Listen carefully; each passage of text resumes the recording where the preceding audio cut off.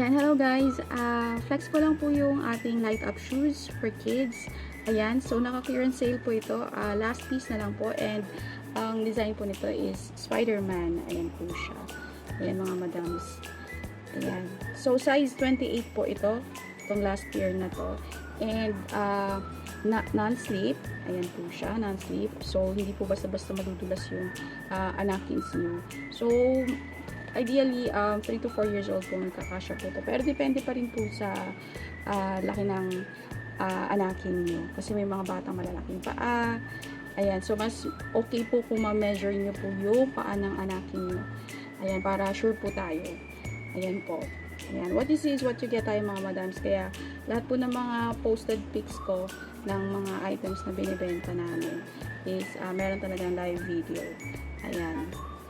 Ayan po siya. So, nagla-light up po ito mga madam sa, ayan po siya, yung pinaka-light up. Okay? Kabila naman. Para kita nyo mismo. Ayan. So, every step ng anakin nyo, nagla-light up po siya. Kasi kailangan po siya ng weight. Ayan. Kaya, ginaganyan ko na lang kasi, hindi ko naman pwedeng suotin, diba? Anyways, ayan po siya mga madam. So, from 500 pesos, 400 na lang po siya since last pair na lang po ito and paubos sale na po siya. Ayan, comment or PM po kayo mga madams. Ayan, super ganda po niyan mga madams. Matibay din po ito. Ayan, meron na rin po kasamang box to. Ayan, thank you po.